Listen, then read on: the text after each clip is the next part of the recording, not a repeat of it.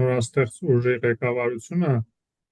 մնացել է Կալուգայում և Կալուգայում նախընտրական արշավ է կազմակերպում։ Ոնց որ թե լավ չեն ճանաչում մեր հայրենակիցների հոգեբանությունը, երբ որ նման պրիմիտիվ բաներ են խոսում, այդ կուշտ ղեկավարների մասին կարելի էր խոսել մի 10 տարի առաջ, 20 տարի առաջ, երբ որ այդ անկուշտները եկեզավթել էին իշխանությունը եւ իրոք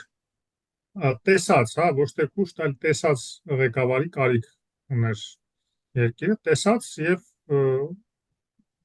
պետական շահերը իր անձնական գրպանային շահերից վերդասում։ Հիմա նման խնդիր չկա, եթե իրենք կարող են մեղադրել գործող իշխանություններին, ասենք, թալանի մեջ, երկիրը կեղեքելու մեջ, թող փաստեր ներկայացնեն, ես այդպիսի փաստերի տեղյակ չեմ։ Միջին ներքևի էշելոններում, այո, ինքս էլ բարբերաբար բարձրաձայնում եմ կոռուպցիոն ռիսկերի մասին,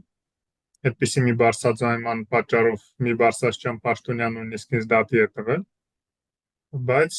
բարձրագույն ղեկավարության մասին նման բան հենց որ իմանանք, անպայման կբարձրաձայնենք։ Այնպես որ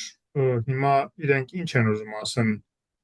որ Հայաստանը սարքեն գուբերնիա եւ կուշտ գուբերնատոր ունենանք, այդտեղ է կարևոր